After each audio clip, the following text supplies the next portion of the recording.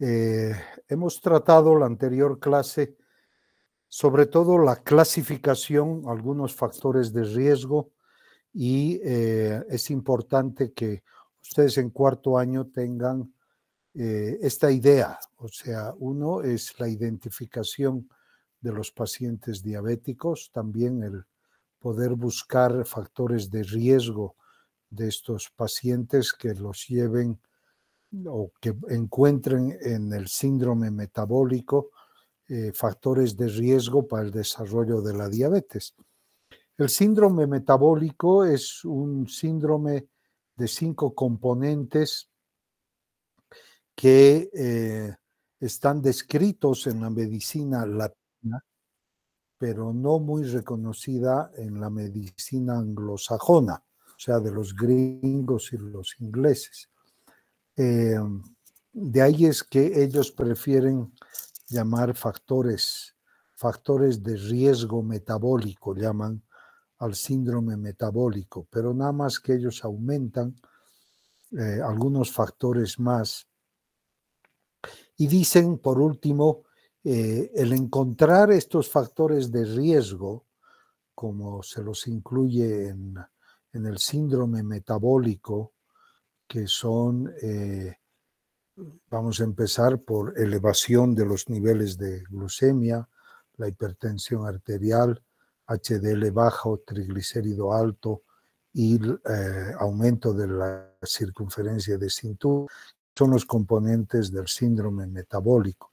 A eso se suma otros factores como factores de coagulación y también se suman el tabaco, si fuma o no fuma.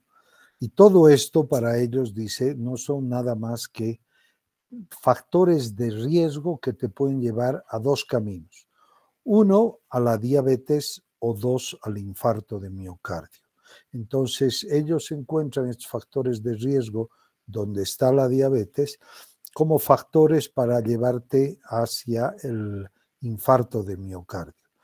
Entonces, de ahí hemos visto que el síndrome metabólico o la diabetes es un factor como si la persona hubiera tenido ya un infarto de miocardio. O sea, el mero hecho de tener o de ser diabético es como si hubiera tenido ya un infarto de miocardio. Entonces, de ahí la importancia. Y de ahí el tratamiento también, que eso es bien importante, el tratamiento que nos lleva hacia lo que es, digamos, el tratamiento de este factor tan importante de enfermedad cardiovascular como es la diabetes. Entonces, decíamos que la diabetes es una enfermedad endocrinológica, es la enfermedad endocrinológica más común. Creo yo que es superada por la obesidad, pero los libros dicen así. La diabetes tipo 2 es el 90% de todos los tipos de diabetes, como habíamos mencionado. Afecta un estimado mayor a un 10% de la población en general. O sea, en nuestro país tenemos más o menos una prevalencia de un 10% de nuestra población adulta es diabética tipo 2. Ahora, si consideramos además la prediabetes, es más, porque la prediabetes también afecta metabólica a la persona, pero no es bien reconocida la prediabetes. Y hemos mencionado cómo llegamos a su diagnóstico. Esta prevalencia aumenta año tras año y se ha visto más o menos que para el 2025 pues van a haber unos 210 millones de casos que han habido para el 10 y muchos más, 320 millones de casos de diabéticos para el 2025. Y como siempre es bueno recordar, hay este estudio del UKPDS que se llama, que es un estudio que ha llevado 10 años, en la cual se ha visto que un tratamiento bien reglado disminuye el factor de riesgo para enfermedad cardiovascular y retrasa la aparición de la enfermedad cardiovascular, ¿no? Y siempre se necesitan nuevos tratamientos, como veremos ahora. Bien, la diabetes entonces es una enfermedad que afecta la forma como el organismo usa los nutrientes, los alimentos, tanto los carbohidratos, grasas y proteínas. Y esto se debe a una falla absoluta relativa de insulina y la glucosa se acumula en la sangre imposibilitada de entrar a las células. La hiperglucemia o hiperglicemia, que ahora hay que decir hiperglucemia constante, es la característica principal también y un estado tóxico para el organismo. Habíamos clasificado que la diabetes tipo 1 es ahora, porque antes se la llamaba insulino dependiente, si bien ahora el tratamiento es con insulina, pero se la clasifica de acuerdo a su patogenia y se dice que es una diabetes mediada por un proceso inmune o autoinmune, idiopático también, pero donde este proceso autoinmune da la salida o creación de anticuerpos anti-islotes de Langerhans, anti-insulina. Entonces hay una destrucción de los islotes en el páncreas, hay una destrucción de la insulina, lo cual lleva a una insulinopenia, es decir, a una falla en la producción de insulina y por lo tanto su tratamiento es desde el principio con insulina. No así la diabetes mellitus tipo 2, que tiene un carácter hereditario en la cual se hereda una alteración de lo que es el mecanismo de resistencia a la insulina que le hemos visto en la anterior clase y que decimos que puede haber falla desde el nivel de la configuración de la molécula de insulina, una falla en la configuración de la molécula del receptor o una falla en el mecanismo de glucolización, de fosforilación a nivel del interior de la célula que imposibilita la acción de este mecanismo de captación de glucosa que se llama el GLUT4, ¿no? El tipo 3 son cualquier otra enfermedad que produzca hiperglucemia mantenida que no sea ni tipo 1, ni tipo 2, ni gestacional. Que en realidad los dos tipos más llamativos, tipo 1, tipo 2, porque la diabetes mellitus gestacional es una forma larvada inicial de una diabetes mellitus tipo 2. Y a la larga, la diabética gestacional hace diabetes tipo 2 después de unos 6, 8 años después del nacimiento de su criatura, pero la característica de la diabetes gestacional es que no se le detecta, por mucho que se le haga pruebas, no se le detecta una diabetes, ni siquiera prediabetes antes de su embarazo. Se embaraza y presenta ya sea prediabetes o diabetes.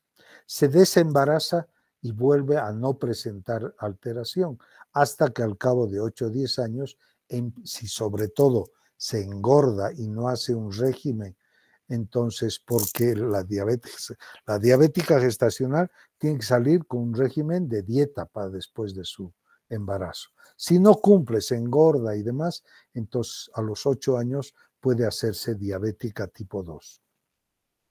Y entonces el grupo 3 son cualquier otra enfermedad, como puede ser, por ejemplo, una pancreatectomía.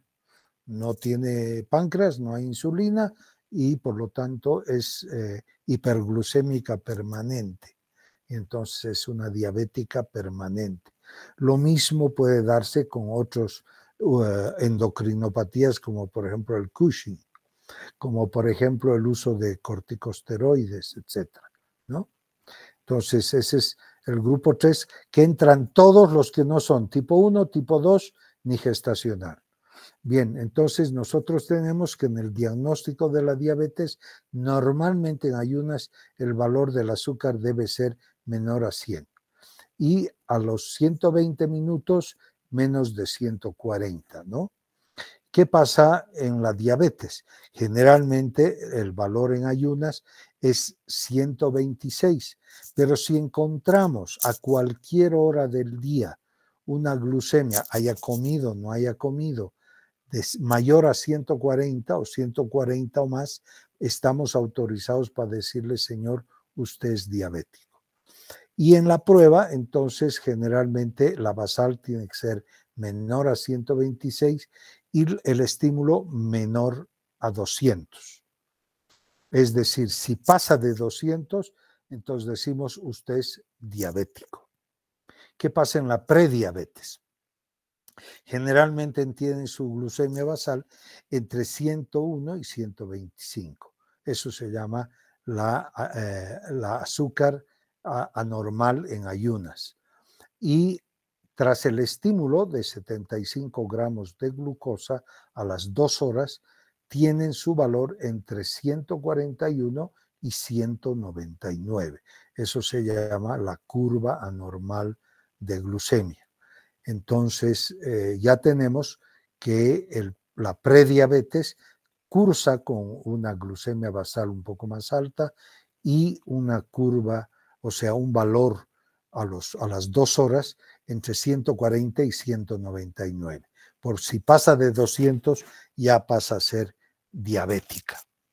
Bien, entonces tenemos que la proyección global de la diabetes en el mundo, pues sube cada vez más. Entonces no se fatiguen porque va a haber diabéticos para todos, ya que el médico general tiene que diagnosticar, el médico familiar ya puede tratar, el médico internista con mayor razón, y aquel de las situaciones especiales, el endocrinólogo pues los va a tratar. Bien, Asia, población latina en los Estados Unidos y América del Sur tendrán los mayores incrementos. Entonces, en su patogénesis, la diabetes podemos decir que compromete 3 defectos primarios. Hay una resistencia. Aquí vamos a hablar de la diabetes tipo 2, porque les decía que el 90% de los diabéticos son tipo 2.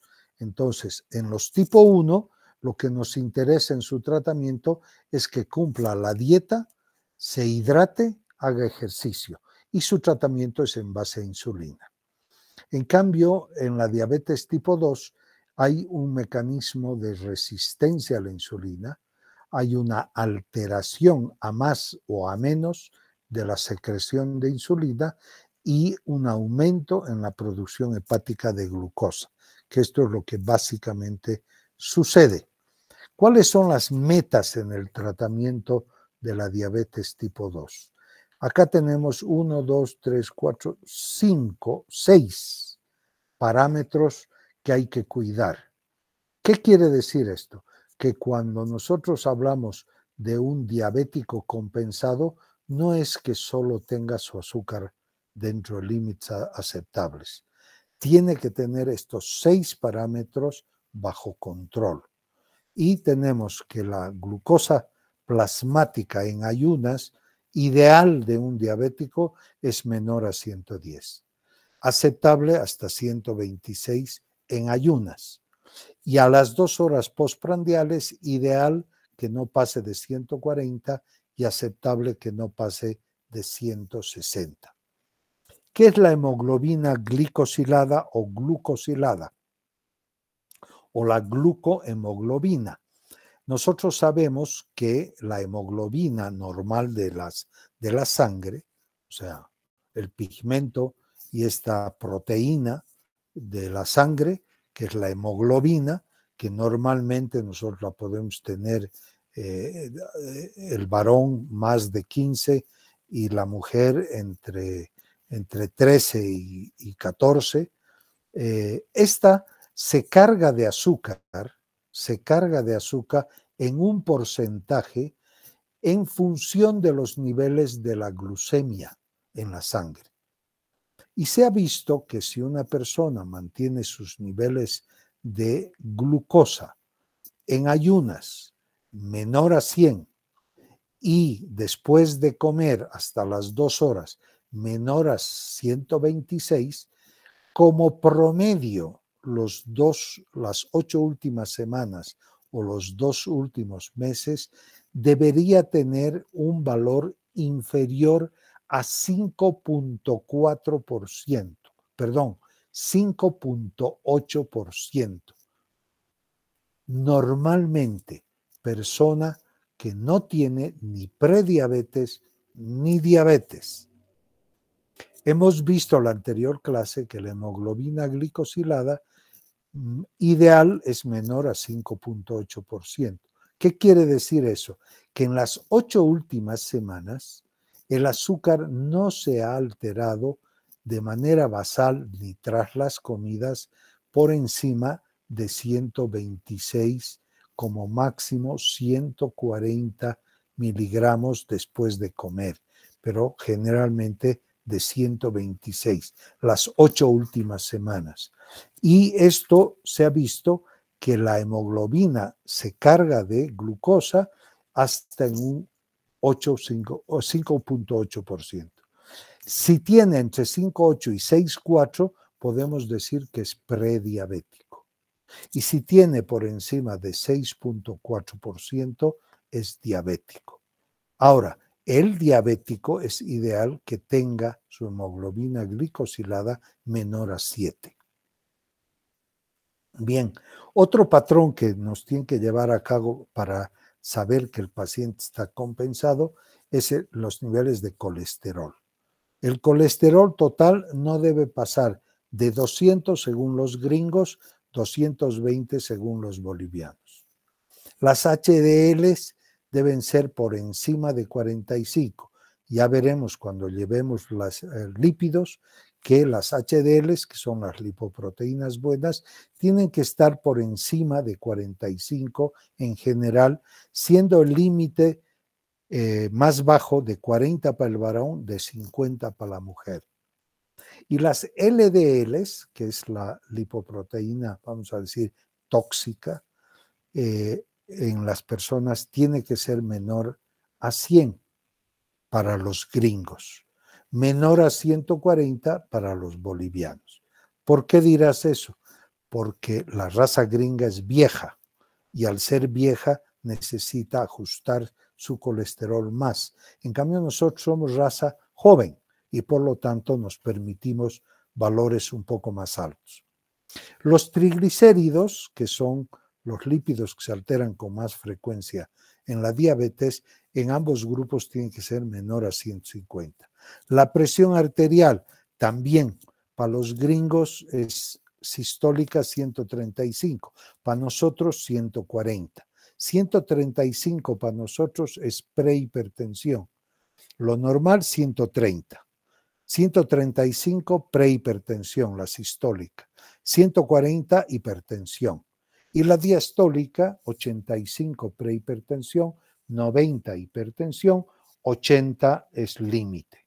Eso está bien. Y el índice de masa corporal, que ustedes saben que es kilos de peso entre la talla en metros al cuadrado, no debe superar los 25 de índice de masa corporal. Entonces, estas personas diabéticas que tengan estos valores, entonces tú puedes decir, felicidades, usted está compensado. Esto también hemos visto y saber de que la diabetes, se haga lo que se haga, es una enfermedad progresiva. El único tratamiento que ha demostrado que protege la caída de la célula beta son las incretinas, el GLP-1. Entonces ya hemos visto también qué son las incretinas. Entonces el GLP-1 entre sus acciones tiene la protección de la muerte de la célula beta. Entonces vemos que si nosotros comparamos, y esta línea es la línea del diagnóstico, vemos que la obesidad y la intolerancia a los hidratos de carbono están antes de la fecha del diagnóstico. O sea que hay diabéticos que nunca van a ser, hay obesos que nunca van a ser diabéticos, pero hay obesos que no saben si van a ser diabéticos y no se cuidan porque no creen que van a ser diabéticos. Entonces, los niveles de glucosa ¿no? Preprandiales son normales en el obeso, en el intolerante, pero ya empiezan a elevarse en aquellos pacientes intolerantes a la glucosa. En cambio, aquellos pacientes después de una prueba de estoy mal, son los valores de posestímulo. En cambio, la verde es valores de glucemia en ayunas.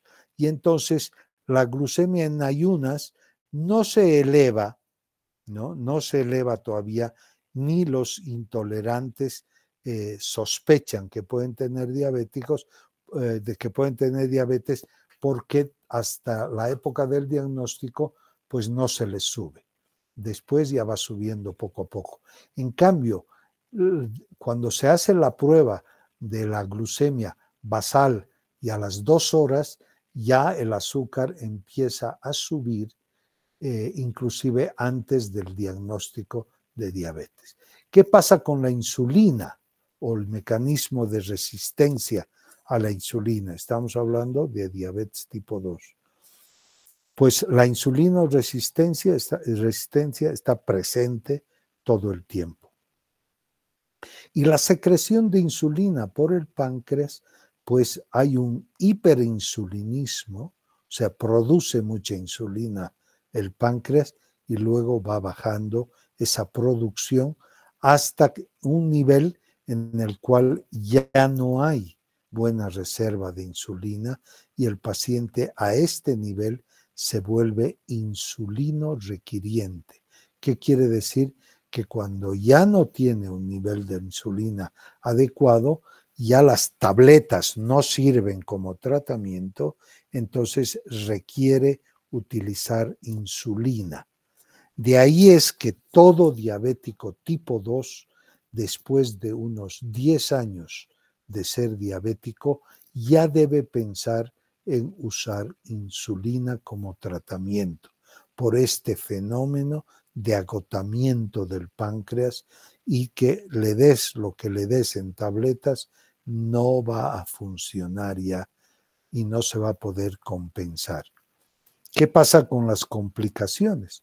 Las complicaciones macroangiopáticas, que ya saben ustedes que hemos hablado, empieza su lesión antes del diagnóstico de la diabetes y sigue su progresión de la macroangiopatía diabética, o sea que aquella que está dada por la ateroesclerosis y el riesgo de placas ateroscleróticas en las grandes arterias, entonces es algo que lleva hacia el infarto de miocardio o el infarto cerebral.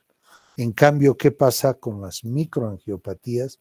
Que empieza a aparecer las microangiopatías desde el momento de diagnóstico de la diabetes y se van desarrollando para producir insuficiencia renal, ceguera o lo que se llama el pie diabético. Muy bien, también hemos hablado indicando de que hagas lo que hagas, el páncreas va muriendo. Entonces, ¿de qué sirve tratar al diabético? Sirve para retrasar esta progresión,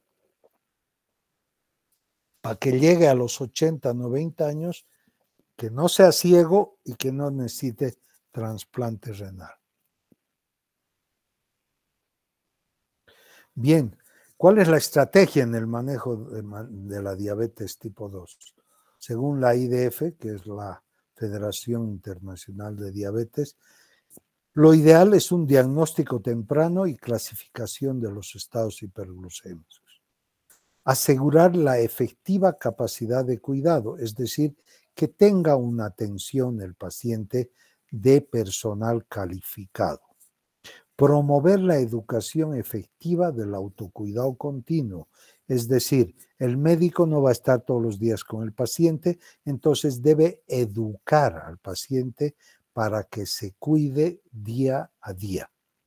Para esto hay que enseñarle todas las herramientas de cuidado.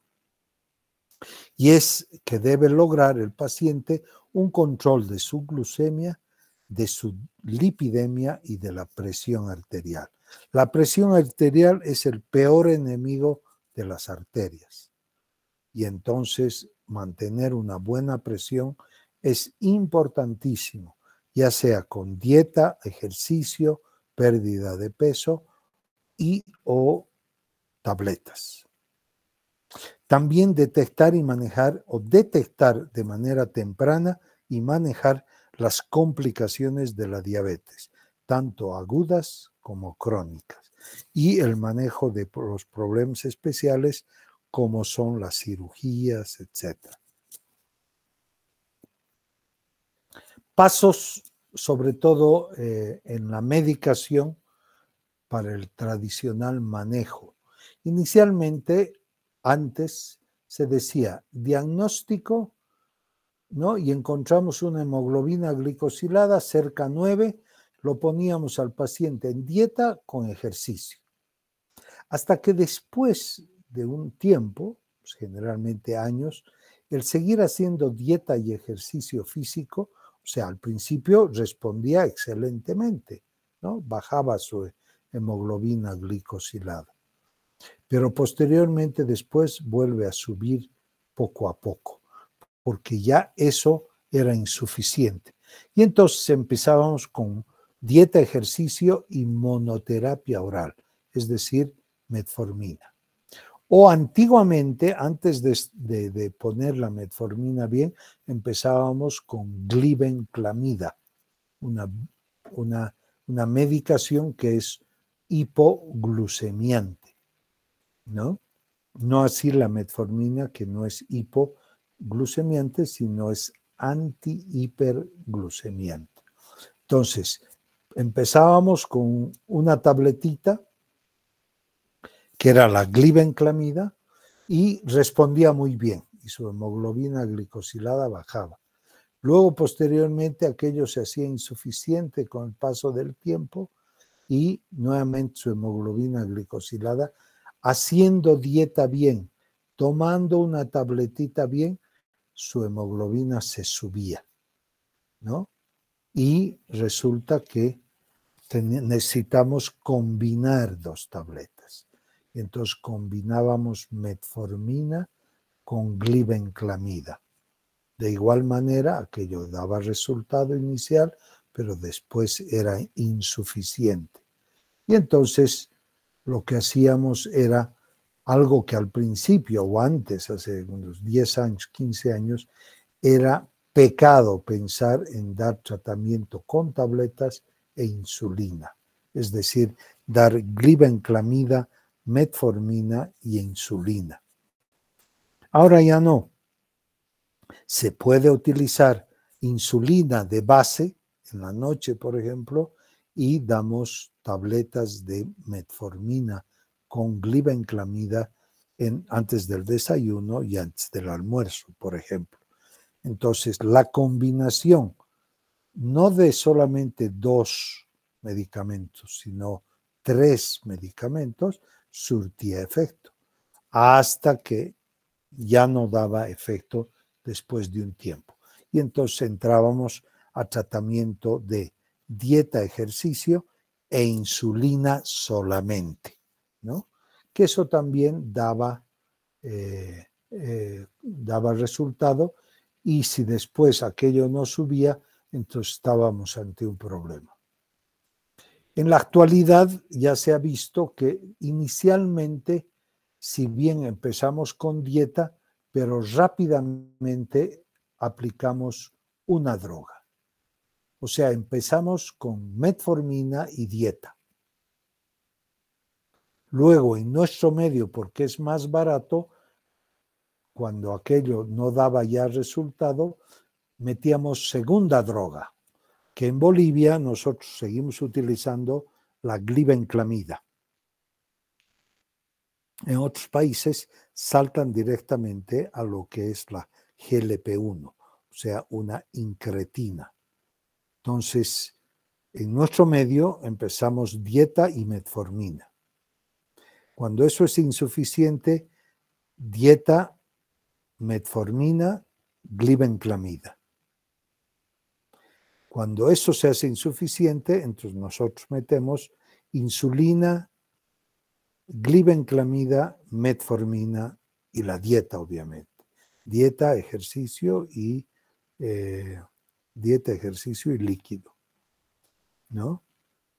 Hasta que se hace insuficiente y entonces dejamos la glibenclamida y nos quedamos con metformina y tratamiento complejo con insulina de 2 o 3 pinchazos al día, ¿no?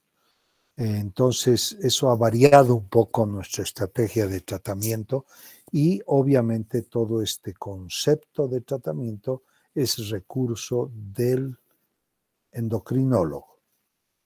Inclusive el internista lo lleva no muy bien, ¿no? Tratamiento no farmacológico de la diabetes mellitus. Está compuesto por dieta, actividad física y el mecanismo de autocontrol. En la dieta hay que pensar que hay que comer para vivir y no vivir para comer. Es un buen adagio que hay que tenerlo presente. ¿Cuáles son las metas y el objetivo? Alcanzar el peso ideal. Intentar alcanzar un adecuado control metabólico, control de la dislipidemia y ofrecer al paciente una alimentación balanceada. Esto lo podemos hacer nosotros si conocemos de nutrición o lo referimos al nutriólogo o a la nutricionista. La diferencia es que el nutriólogo es médico o médica y la nutricionista es licenciada, ¿no? Entonces, estas son las metas objetivo que debemos trazarnos con la dieta. Una composición fácil de una dieta es que no debe tener más allá de 50 gramos, no, 50% de las kilocalorías, 50% de las kilocalorías de la dieta deben estar dadas por carbohidratos. Las grasas deben aportar entre un 25 y 30% de las kilocalorías de la dieta. Las proteínas deben aportar un 15% y fibra entre un 15 y 20 gramos. Esta es la composición ideal de una dieta que nosotros los médicos, si sabemos mucho de nutrición, la podremos hacer, pero quien la hace mejor es el nutriólogo o la nutricionista.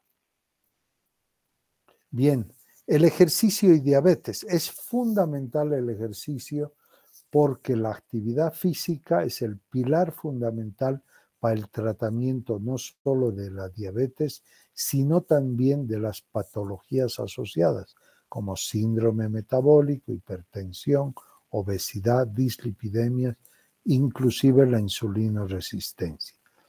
Ahora, la actividad física por sí sola ha demostrado que en pacientes que solo hacen dieta y ejercicio pueden bajar la hemoglobina glicosilada. Entonces, el ejercicio en la diabetes es fundamental. Los grandes beneficios surgen como resultado de un plan de entrenamiento aeróbico regular y no como producto de una estimulación aguda. ¿Qué quiere decir eso? Que no es bueno que se haga ejercicio una vez al mes hasta matarse y después nada más. No, eso es estimulación aguda. En cambio, el plan de tratamiento regular es mínimamente 4 días a la semana, un tiempo de no menos de 1 hora de ejercicio, no de deporte. El deporte es complementario. El ejercicio es un ejercicio o aeróbico o cardio en los gimnasios, donde se hace movimiento en función del tiempo. ¿Qué quiere decir? Que es mejor caminar 1 hora por terreno plano que subir al edificio de 15 pisos, que solo lo harás una sola vez en 15 minutos y quedarás en la lona. Eso no sirve. Lo que sirve es que hagas movimiento en función al tiempo. Es decir, puede ser el uso de bicicleta estática, ir y volver a Quillacollo, ¿no? En bicicleta. Si vas a un ritmo de 25 kilómetros hora pedaleando, en media hora llegas a Quillacollo y en media hora vuelves. Entonces, ese es un buen ejercicio aeróbico. Y se ha visto, y se ha hecho experimentos, obviamente, que los cambios de los niveles de azúcar o de glucemia antes del ejercicio y después del ejercicio, hay una quema de los niveles de glucemia, según distintos autores. Hay una diferencia de 81, de 140, 42, 104. Entonces, quemamos azúcar por el mero hecho de meternos a hacer ejercicio. Entonces, hemos visto los dos pilares fundamentales: dieta, ejercicio físico y ahora la farmacoterapia, que son estas cinco más las incretinas y ahora último la SGLT2. Para eso tenemos que hablar, y hemos visto cuál es el octeto ominoso. El octeto quiere decir aquellos 8 mecanismos que llevan a la hiperglucemia. Hemos dicho que es el mal trabajo del páncreas, el mal trabajo de las incretinas, el aumento de la lipólisis, la mucha reabsorción de azúcar a nivel del riñón, la resistencia a la insulina muscular, el incremento de la secreción de glucagón que le pide azúcar al hígado para contribuir a la hiperglucemia, y el aumento por sí mismo de la producción hepática de glucosa. Y además, alteración a nivel cerebral con una disfunción de los mecanismos neurotransmisores que controlan el apetito. Bien, agentes entonces que tienen y ya no tienen uso en nuestro medio. Las biguanidas, la metformina se usa. Sulfonilureas, glibenclamida, glipizida se usa. Meglitinidas existen, pero no se usan en Bolivia. ¿Por qué? Porque no han dado resultado, son muy parecidas a las sulfonilureas, a la glibenclamida, pero son muy caras. Inhibidores de la alfa-glucosidasa tampoco ya se usan, que es la carbosa, que es un inhibidor de esta enzima, que es la enzima que promueve la absorción de glucosa a nivel gástrico y del duodeno. Y la carbosa bloquea esta enzima, evita que se absorba glucosa.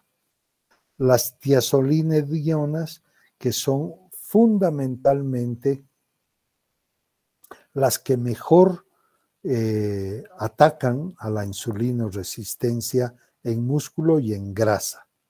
La metformina, como una acción secundaria, hace esto, pero fundamentalmente la metformina lo que hace es evitar que el hígado produzca azúcar.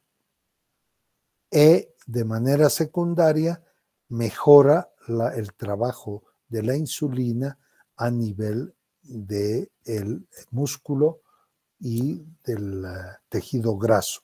Eso quiere decir que la insulina actúa mejor sobre estos órganos. Las tiazolinedionas, la rosiglitazona ya no existe, y la pioglitazona es la única tiazolinedionas que existe. Y la insulina, que es considerada como la droga, el tratamiento de elección, pero sin embargo se ha visto que el hiperinsulinismo de tratamiento, que fácilmente el paciente llega, produce otras alteraciones que son las hipoglucemias y además aumenta, o sea, suprime la lipólisis, pero por su lado promueve el exceso de insulina, el trabajo genético de la creación de tejidos, porque la insulina es una hormona formadora de tejido, o sea, es creadora de tejido, anabólica, es una insulina anabólica. ¿Cuáles son los lugares donde trabajan estas distintas medicaciones? Acá tenemos representado el estómago, el intestino, el páncreas, el hígado, el músculo, el tejido graso y falta acá los riñones.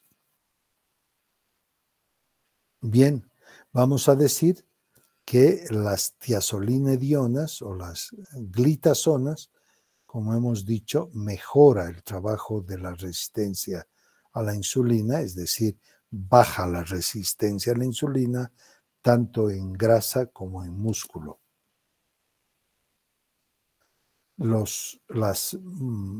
Aquellas sustancias como la insulina, que insulina es el trabajo que hace la insulina del páncreas. Cuando hay insuficiente producción de insulina por el páncreas, entonces tenemos que inyectar insulina. Y también en la primera etapa del diabético, para estimular la secreción de insulina, utilizamos los secretagogos de insulina, como son la glibenclamida o la glipizida, etcétera, que son distintas moléculas que van y trabajan actuando, sobre todo mejorando, ¿no? El trabajo de la insulina que se produce en el páncreas.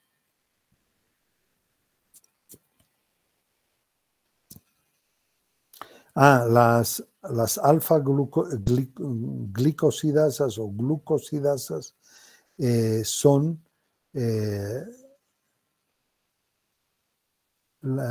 estas sustancias, vamos a ver un poquito. O sea, estoy hablando de las inhibidores de la alfa-glicosidasa, como es la carbosa, ¿no? La carbosa es un inhibidor de esta enzima, que es la alfa-glucosidasa, que lo que hace es evitar que se reabsorba glucosa a nivel del estómago. Luego tenemos la metformina, que es una biguanida que fundamentalmente evita la salida de glucosa del hígado, pero también de manera menos fuerte que las glitazonas o las tiazolinedionas, mejora el trabajo de la insulina a nivel del tejido graso y del músculo. Y por último, las últimas drogas que van apareciendo son los inhibidores de la SGLT2. ¿Qué es la SGLT2? Es una proteína cotransportadora de sodio y glucosa a nivel del riñón. ¿Qué quiere decir? Que normalmente el riñón secreta o excreta azúcar a nivel del glomérulo, pero este azúcar se reabsorbe en los túbulos contorneados proximal y distal, lo cual hace que no haya glucosuria, pero sí incrementa la glucemia. Entonces, una tableta que inhiba la reabsorción de glucosa a nivel del riñón hace que haya menos hiperglucemia. Y estas son las dapaglifosinas, que son sustancias inhibidoras de las SGLT2 o de este cotransportador de sodio-glucosa que está a nivel del riñón. Rápidamente vemos, entonces, hablando de las biguanidas, cuyo mecanismo de acción, disminución de la producción de glucosa hepática, aumento de la captación de glucosa periférica. Sitio de acción, hígado, músculo, ¿Cuánto disminuyen la hemoglobina A1C? Entre un 1,5 y un 2%, ¿no? Lo cual contribuye a que los niveles de insulina sean bajos en plasma. A efectos adversos, trastornos gastrointestinales, casos raros de acidosis láctica. Efectos sobre el peso corporal contribuyen a que la persona pierda peso. Y esto se ha visto en varios estudios en el UKPDS, donde, como ustedes ven, hay una disminución de estos valores de manera importante a nivel general, con significancia estadística, ¿no? Que se llama, y que esto hace de que se utilice con mucha facilidad y prontitud la metformina. Entonces, los sitios de acción de la metformina que hemos visto. Las sulfonilureas, como son la glibenclamida, que son secretagogos de insulina, quiere decir que aumentan la secreción de insulina por el páncreas, actúan directamente sobre las células beta pancreáticas. Hay una disminución de hemoglobina A1C entre un 5 y un 2%, pero aumentan los niveles de insulina, y que tiene su importancia que los niveles de insulina no suban. Producen hipoglucemia y tienen efectos sobre el peso corporal que los aumenta. Entonces, ya cada vez más se deja de usar las sulfonilureas. Hay estudios en los cuales se ha visto el efecto de las distintas sulfonilureas, como la glibenclamida que se utiliza actual o la clorpropamida que se usaba antes. Las meglitinidas son muy parecidas a su efecto de las sulfonilureas, ¿no? De estas. Son muy parecidas. Nada más que son más caras y tienen un efecto parecido. La metformina, como hemos visto su mecanismo de acción, los inhibidores de la alfa-glucosidasa, que es la inhibición de la absorción de la glucosa desde el estómago, es algo que no reporta un mayor beneficio y además por su precio se ha dejado de usar. Tiene efectos adversos como flatulencia, diarreas, etc. Las tiazolinedionas o las glitazonas tienen un efecto parecido a la metformina, nada más que estas actúan de manera muy específica, mejorando la resistencia a la insulina a nivel del músculo y del tejido graso, y también en el hígado. Tienen una buena acción entre 1 y 1,4% que disminuyen la tasa de la hemoglobina glicosilada. Y la insulina, por cierto, que es el tratamiento de elección para controlar la glucemia, nada más que debe ser utilizada con conocimiento para evitar las hipoglucemias. ¿Cuáles son las indicaciones para el uso de insulina en la diabetes mellitus? Pues que el paciente esté cursando con una hiperglucemia severa, que haya perdido mucho peso a pesar de su tratamiento, quiere decir que no está compensado, que hay una descompensación cetoacidótica o hiperosmolar, que es la no cetoacidótica, que presente niveles de hiperglucemia a pesar del tratamiento oral combinado, que esté bajo situaciones intercurrentes como internación en clínica, como cirugías, etcétera, o infecciones o enfermedades graves que llevan a la hiperglucemia, es mejor tratarlos con insulina.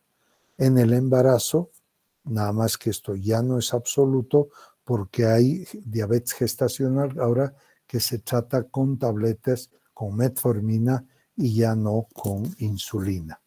Y el uso de los corticoides. Bien, entonces, ¿cuál sería la dinámica de tratamiento de la diabetes tipo 2? El diagnóstico de la diabetes, empezamos con dieta, ejercicio y inmunoterapia. Luego tenemos dos tabletas, 2 tipos de tabletas, o tabletas e insulina o insulina plena, ¿no?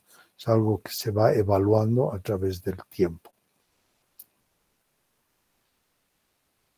Y entonces tenemos etapas en la evolución del diabético tipo 2, donde al principio, y sobre todo en los obesos, hay un mecanismo de resistencia a la insulina y que progresa hacia el déficit de insulina, ¿no? Y entonces tenemos fases intermedias.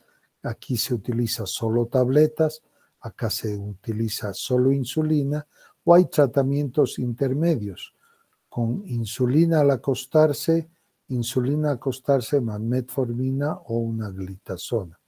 Insulina al acostarse más una sulfonilurea, o sea, una glibenclamida o alguna otra tableta, ahora que hay las incretinas, ¿no? También se puede dar 2 dosis de insulina NPH en la mañana y en la noche, o 2 dosis de precombinadas o mezcladas, quiere decir la insulina 70-30, 70% de NPH más 30% de cristalina en un mismo frasco y que se utilizan con 2 pinchazos al día. O el uso de múltiples dosis de insulina cristalina, o también caer en el tratamiento intensivo. La insulina en la diabetes tipo 2, en pacientes en los cuales no se alcanzan los objetivos del control glucémico y o pérdida de peso espontánea a pesar de un tratamiento adecuado a la insulina. Adecuada, hay que iniciar insulina. Y la dosis de inicio se puede calcular de 0,2 a 0,5 unidades kilo peso día. Y en los obesos se puede llegar a 1 unidad kilo peso día como un parámetro orientativo de la cantidad de insulina que se debe inyectar. Distribución de la dosis diaria de la insulina, de ese total que hemos obtenido de la dosis en unidades por kilo de peso, hay que distribuir 2/3 por la mañana, 1/3 por la noche, ¿no? Tipos de insulina. Hay la insulina rápida o cristalina, su inicio es a los 30 minutos, su pico de acción a los 3 y dura 6 horas. La intermedia o la NPH, inicio de acción a los 90, pico de acción a las 8 horas y no pasa de las 18 horas su efecto. Hay las otras, las insulinas de 24 horas, que las glarginas, que se llaman, que tiene su inicio de acción a las 3 horas, su pico a las 12 y duran entre 20 y 24 horas.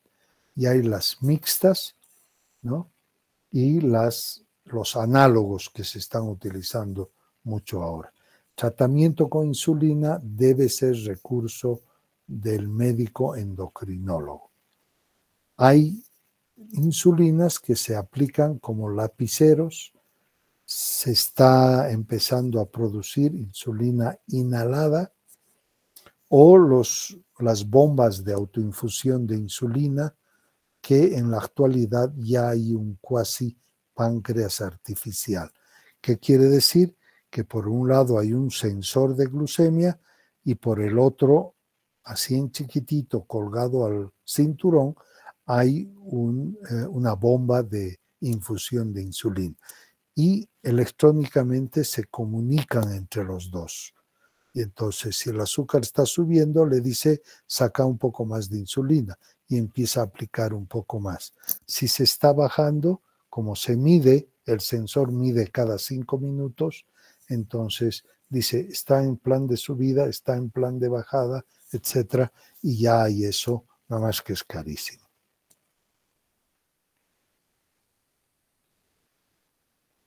Bueno, acá son estudios que se han hecho donde el uso de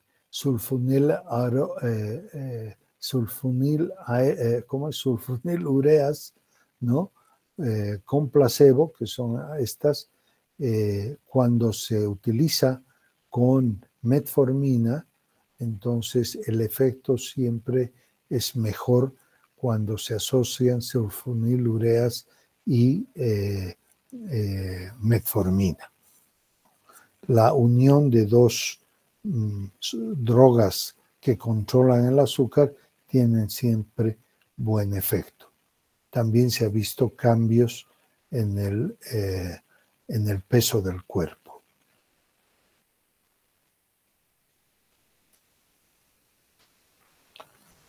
Bueno, ¿qué nos ha enseñado ya para terminar el UKPDS? ¿No? Que quiere decir que un mejor control significa menos complicaciones.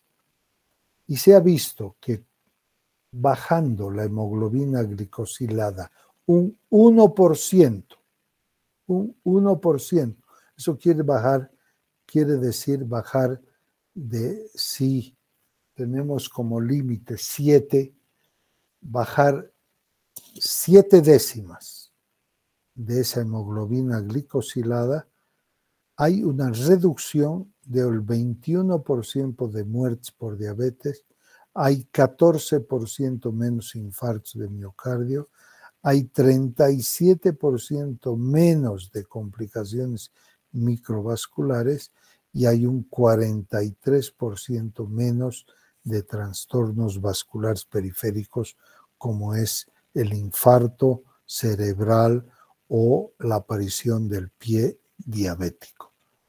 Menos comprimidos ofrecen mayor conveniencia y posibilidad de mejorar tratamiento. ¿Qué quiere decir? Que es mejor que tomar por separado glibenclamida y metformina por separado, tiene mejor efecto sobre los niveles de azúcar y sobre la adherencia al tratamiento cuando ambos se toman en una sola tableta, que es lo que hay ahora en el mercado. ¿Qué asociaciones se encuentra en el mercado? Sulfonilurea con metformina, sulfonilurea con pioglitazona, sulfonilurea con acarbose, repaglinida con metformina, pioglitazona, metformina, rosiglitazona, aunque ya no se usa rosiglitazona con metformina. De todo esto nosotros vemos que el uso de la repaglinida o de la sulfonilurea, mejor la sulfonilurea y metformina, producen una mejor disminución de la hemoglobina glicosilada. Eso quiere decir que lo que nosotros tenemos, las actuales asociaciones de glibenclamida con metformina, es una de las mejores asociaciones que hay. Como conclusión, podemos decir que el control de la glucemia previene complicaciones crónicas. El uso de agentes orales e insulina debe ser un instrumento para lograr la meta terapéutica. Se debe considerar los efectos beneficiosos de estos agentes más allá de su efecto hipoglucemiante, así como los efectos colaterales. Entonces, es lo que en el cuerpo del paciente se puede conseguir mejor. La combinación de agentes orales debe estar basada en la fisiopatología del cuadro y las acciones de los medicamentos. Los cambios de hábito de vida son componentes imprescindibles en el tratamiento de la diabetes. Muchísimas gracias.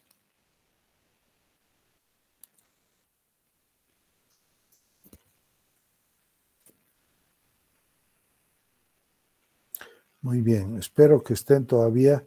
Denme un comprendido y nos vamos a sentir felices.